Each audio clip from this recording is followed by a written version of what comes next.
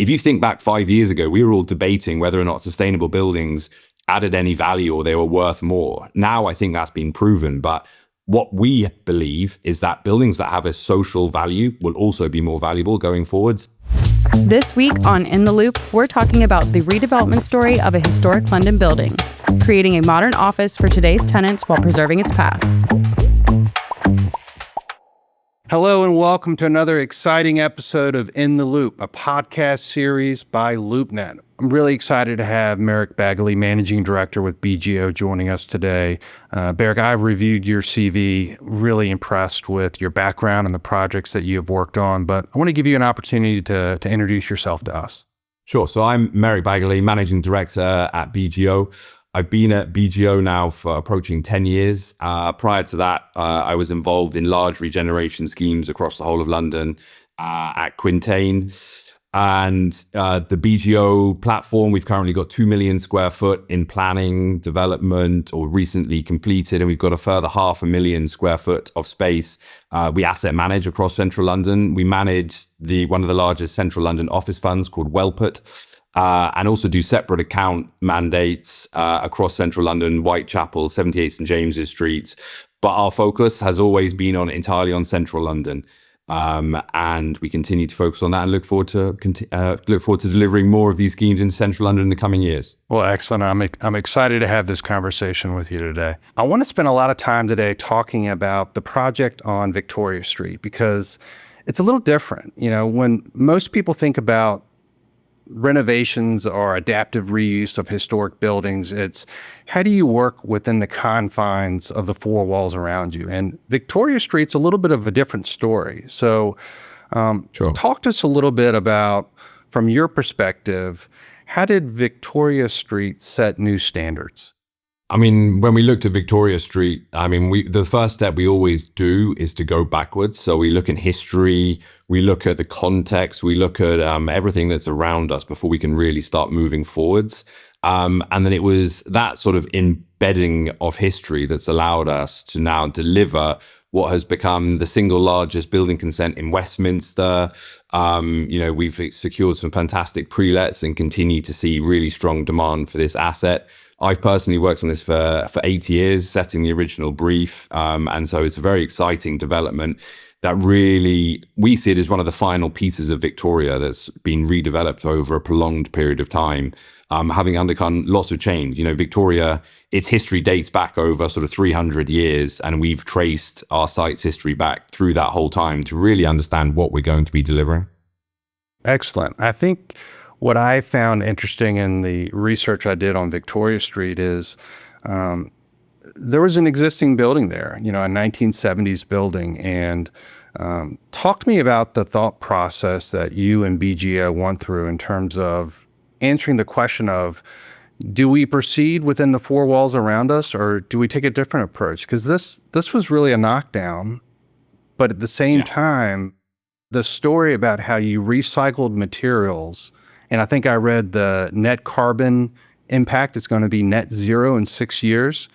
Talk to us a little bit about that decision-making process from an investor's perspective. When we looked at this from a whole life carbon perspective, we look at every development from a whole life carbon perspective. That is literally the only way to assess this from a sustainability viewpoint. And when we looked at 105 or Victoria Street as it was, we saw very quickly that the existing building was never really going to get up to a sustainable standard that was going to achieve what it needed to achieve going forwards, right? So we would have basically put a sticking plaster over a building, made it last for another 10 to 20 years before it would need to be done all over again. And we never would have made it that efficient. If you look at a whole life carbon sort of pie chart, if you like, it's about 2/3 operational energy and about 1/3 embodied carbon for a new build. So if you can create a very operationally efficient building over its whole life carbon, and, we tend to look at it 60, 70, maybe 80 years over that period of time, a very operationally efficient building will surpass a double renovation of an existing building many times over. And that's what we saw on Victoria Street. And actually on Victoria Street, because we've been able to make the new build so efficient, we've actually reduced the embodied carbon down to the level of a refurbishment. And we made the operationally the building the most operationally efficient building we think in the UK By doing so, as you've correctly said, we think that this building becomes net positive to the environment within 6 or 7 years of actually the building being completed. And that's a huge result from a carbon perspective. And then you touched on investment. I think if you present that picture to investors and you tell them that, you can deliver a building that's going to last for 60, 70, 80, 90 years, it's going to be at the forefront operationally from an operational efficiency perspective for that period of time. That's what investors look for. They look for longevity. They look for buildings that will be in demand for a long period of time. They don't want a building they're going to have to refurbish all over again in 15 years because that's just not going to work for them. Yeah. I think we're at an interesting fork in the road, especially post-COVID, as property owners continue to attract employees back to the workplace, and balancing that with adaptive reuse on what are the amenities that are going to really attract those employees to come back. So as you look at that balance between preserving heritage with delivering modern functionality for tenants, what are the trends you're seeing now, and what are the trends that we in the U.S., as we peek around the corner, can expect to become the new normal? Yeah, I mean, I think that's interesting. I was actually over in New York not so long ago looking at amenity, right? And I think that if you look at the amenities that have been delivered in a lot of buildings in New York, they're actually far ahead of the amenities that are being delivered in the UK, certainly and London. Now, I think the interesting thing there is we haven't really had an issue with return to work. That hasn't really been a big driver here. So actually the way we're trying to go is to balance the right level of amenities.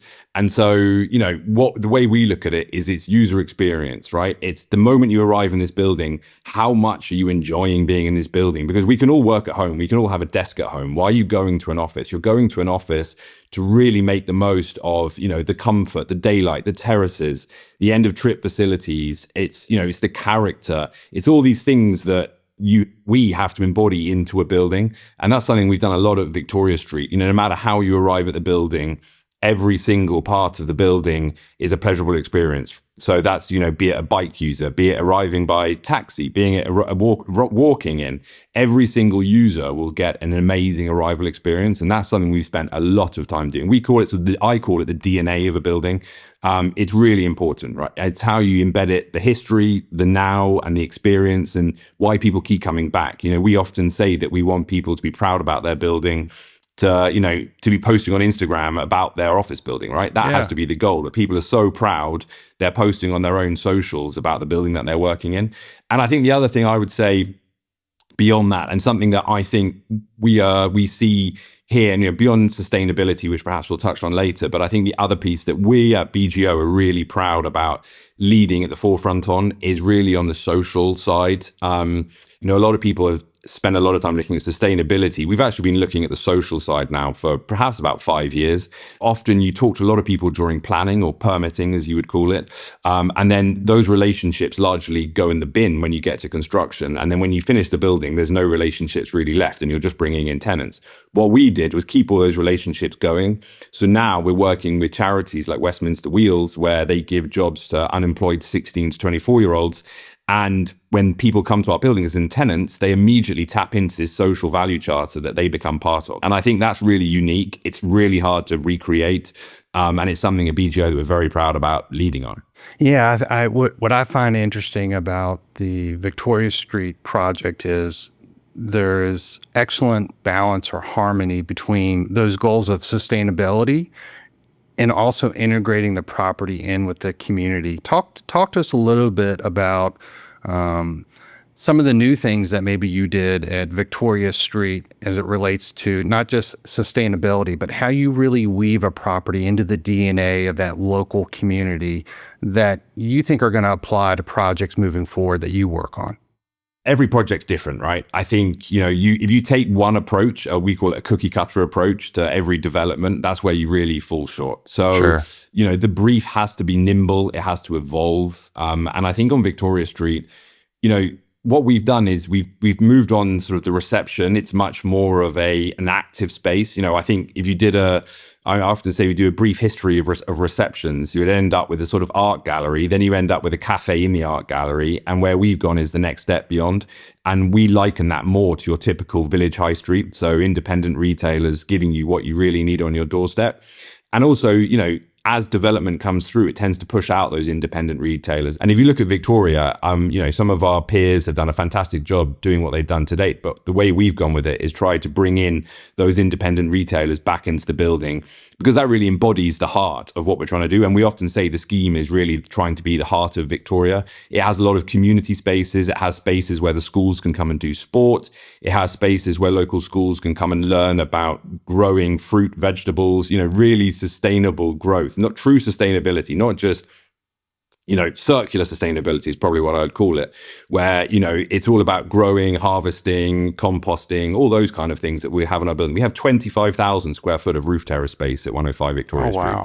So the greening is hugely important. And that's something we've worked with schools. They're able to come and use the sports pitches. We have just short of an NBA sized basketball pitch in the middle of the scheme. The school will be able to a couple of times a week come and use that sporting facility as well. So it's really stepping back, listening to the local need, and then adapting the scheme to make sure it responds to that need, but can have a positive perpetual impact on the local community. I love that. It's almost like you're viewing the community as your most important tenant and making them a part of the daily experience. So Merrick, as we look towards the U.S., and I know you said earlier you were in New York recently. If you look at these primary markets in the U.S., New York, Dallas, Miami, what are the most successful strategies that you think we could implement here in the U.S. as we look at adapting historic buildings? Yeah, I think that's a question that we spend a lot of time thinking about here. I would say that probably the Nordics and Netherlands sit some way ahead of the UK and have done for a while. Certainly, we spend a lot of time catching up. We went and actually appointed a Danish architect practice on 105 Victoria Street, and indeed they're also working with us on Portman Square House. And I think the decision behind that was that their sort of approach to reuse, material reuse, to all the things we've already discussed in terms of communities, a people-centric focus to design. They just had that in their DNA, and I'll use that statement a lot. The DNA is a really important point of how we bring these things together. So, from a Danish perspective, they were doing that. And I think if you then keep that going, the Dutch have been doing material reuse and urban mining for some time, right? And the UK is only now just getting used to doing that. In London, you've seen some projects reusing steel. So one project will be demolishing or removing steel. It badges it all up, measures it all up, and then allows another project to come and acquire that steel and use it on their new construction. So I think you'll see a fair amount of that coming through. And I think the other point the Dutch have been very good at is material passports. So knowing where your materials have come from, what their sustainability is, what their carbon is. And also I've sort of touched on it, but I think you'll start seeing warehouses of materials you can go and choose from and reuse to try and embed some of that heritage and culture in buildings. I think, it's really easy to create a really bland new build building. And I think what can separate these buildings is not just their amenity, not just the sustainability, but their character. I touched on the experience point already. The experience is all the things I just mentioned, but I think if you just have bland plasterboard walls, you don't achieve that. So I think the Dutch have been very good at using sort of material banks, but also the other thing they're very good at is aligning how they speak about sustainability to sort of Paris targets, Paris goals, and meaning that everyone really understands what they're aiming at. I think we're all slightly guilty of mixing the messaging on sustainability. And I think certainly the Dutch have always been very clear around how that works. So I'm hoping that some of these sort of trends will find their way over to the US. If you could give 3 actionable lessons to owners considering historic renovations, what would it be? It's complex, right? So I think invest early in your buildings. You need to understand your buildings. You need to do surveys, go back in history, look at what those constraints really are, try and understand them backwards so that you try and minimize the number of surprises that come forward. I think the second point I would say is you need to be super flexible. I think when you try and adapt a heritage building, They often throw up surprises. Some of them are pleasant, some of them are unpleasant, if we're being truthful. So I think you need to really be ready to unlock that value, unlock that character, and really make sure that you've allowed the time and the budgets that you're ready to do. Often what we see is people get completely stuck during a development because they haven't done either. And that's sort of the worst of all worlds. And the final point I would say is that experience matters. So I often joke with people that I'm a self-proclaimed history buff, and I got to ask you, what is the coolest thing that you have ever uncovered during a historic renovation? What are some of the cool things that you guys have dug up? There's a lot of history in the UK. So often actually digging things up means you're getting hugely delayed. So you're doing huge archaeological investigations, et cetera, et cetera. So at our scheme in Regent's Wharf in King's Cross, we uncovered all sorts of things. We uncovered old graffiti, old artwork. And actually what we've chosen to do, to the point around being flexible, how these is keep them on show. So now when you walk around the building, you see those things. Yeah. Now it would be really easy not to adapt the brief and just say, nah, get rid of it. But instead, we chose to adapt the brief. We now actually have in our reception space a whole load of artwork, 150-year-old artwork from the original building. And on that building, actually, we trace the history of the building back to the original family that built the buildings, and we invited the great-grandson to come and open the buildings. So he actually has a plaque on the wall where he came to open the buildings that his great-grandfather built. So, I think we try and celebrate that wherever we can. I think, history, the DNA, the character, as I've said, time and time again on this, is just so important, and tenants really value it. Oh, I love that story. And I think it really drives home the big theme or takeaway here of not only what you're doing in the UK, but things we need to start thinking more about here in the US. And that is, as you approach a renovation, you need to not just be a steward to the sustainability of your approach, but you need to be a steward to the sustainability of the historic story and what's happened in the past there, and really weave it into the future story that you're telling with that redevelopment. I want to get back to a topic that you discussed earlier, and that was some of the green spaces that are not just a amenity for the tenants, but also for the community. How do these amenities at the Victoria Street project, how do they change the behaviors of how people in the office are not just interacting with each other, but also how they're interacting with the community? So at Victoria Street, we chose to actually elevate a lot of the amenity onto level 11 within the building. So we have an almost 16,000 square foot members club, and that is tied into the history of the site being the previous Army and Navy cooperative society, and being able, a shareholder of that space as an example. But the other thing that floor features is a 200-meter walk and talk track. So often, in office fit outs, what you will see is a phone booth, right? And people are in there throughout the day. It gets increasingly stuffy. The walk and talk track, the purpose here is that you do those calls or those meetings while walking. If you go back 10 years ago, people used to say that sitting was the new smoking. And I think what we're trying to do here in terms of incentivizing behaviors is encourage people to be active while having a meeting, while having a phone call. And in doing so, our app will actually track you doing those laps of the 200 meters and give you credits to use in that level 11 space or elsewhere in the building. So that's what we have on level 11. And on level 15, we've actually got an urban farm. And so this comes back to the point that I made earlier around true circularity and sustainability, where we're going to have a restaurant on the ground floor. It will be able to grow its own vegetables, maybe fruit ambitiously, but also compost, harvest. What are the lessons learned on Victoria that you want to apply to the next project? So 8 years ago, we took a view that, engaging with the community and social value would be hugely important and valuable to tenants. We are seeing that time and time again now. As I've already touched on, BGO is really proud about our approach on that, but I think we're really seeing the results of that.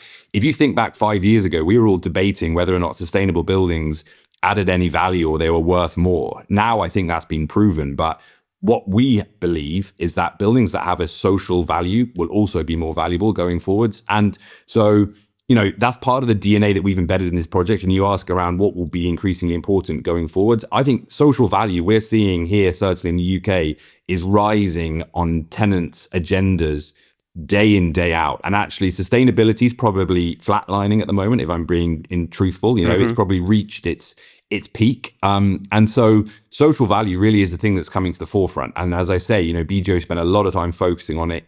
Yeah, I definitely agree with you in terms of sustainability. It was something that occupiers were hyper focused on, and it became a part of their leasing strategy. As you look at social value, what do you think are going to be the impacts to how deals are structured for occupiers?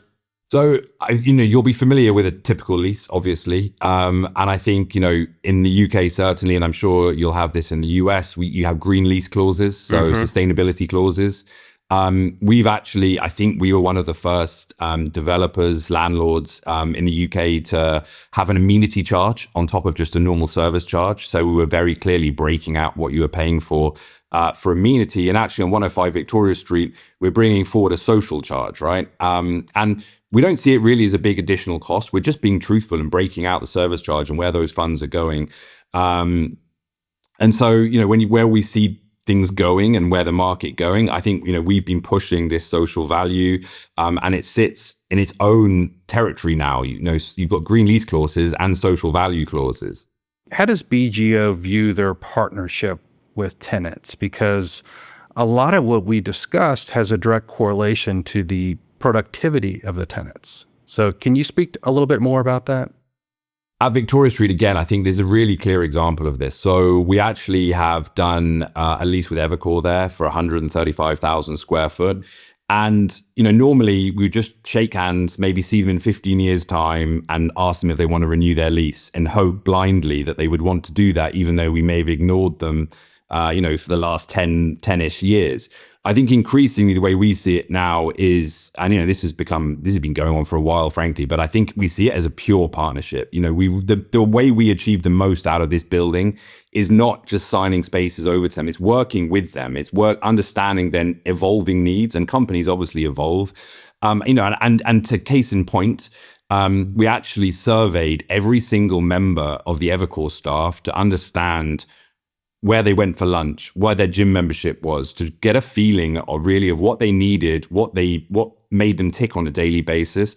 And we've been able to evolve our offer from a retailing perspective, from an amenity perspective, to respond to those needs. And normally you wouldn't do that. You'd just be dogmatic and say, no, this is my building. I'm going to create my building, and this is how it is. So, BGO is really proud, again, of how we work with our occupiers, forming relationships.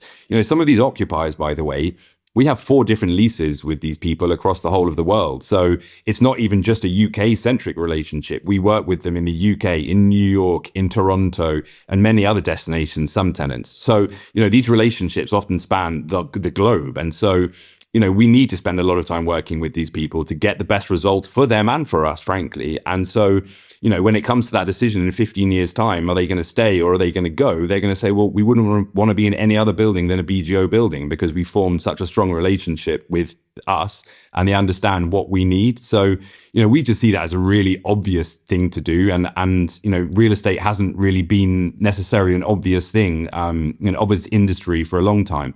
So, we spend a lot of time working with local occupiers, our occupiers across our whole portfolio to ensure they understand everything that's going on, what the opportunities are, and we understand them as well. So that's been really important. Yeah, and I think what's interesting about that is by focusing on that social value, it gives groups like BGO the ability over time through that solid communication with their tenants to really track productivity. And when you do that over a period of time, all of a sudden, it's not just a lease proposal. It's an investment that they're making, not just in the real estate for the sticks and bricks, but it's an investment they're making in terms of how they're going to increase productivity. So you can take the overall value or expense of a lease and now tie it to a return on that investment for the tenant. So I think that's absolutely fascinating. Last question, Merrick, because you strike me as somebody that has done a lot of traveling. So what is your favorite place or city that you have visited and why? Wow, good, very good question. I'm very fortunate. I've managed to do a lot of traveling, both in my job, but also sort of outside of my job. I've actually managed to go to every continent in the whole world. I think I'm going to say Sydney, Australia, because I think there the way of life, the balance between a work-life experience, has always been embedded in the way that they've designed buildings. And it certainly was an inspiration for when we were looking at 105 Victoria Street. They've always looked at sustainability. They actually have net zero concrete there, which is incredible, right? And we were looking to try and bring that over to the UK, but regulation got in the way of that. So, when I talked about the Nordics and Holland leading in a lot of ways in Europe, actually Australia has been doing some fantastic things for a very long period of time in, outdoor terracing, amenity, views, their work-life balance has been very successful in Sydney, and some of their buildings are absolutely, world class. Well, that's a wrap for this episode of In the Loop. We want to thank Merrik Baggallay with BGO for joining us, and we look forward to speaking with you all next time. We have more new episodes coming on topics like adaptive reuse, tenant retention, and more. Make sure to subscribe so you'll be the first to hear what's coming up for offices in 2026.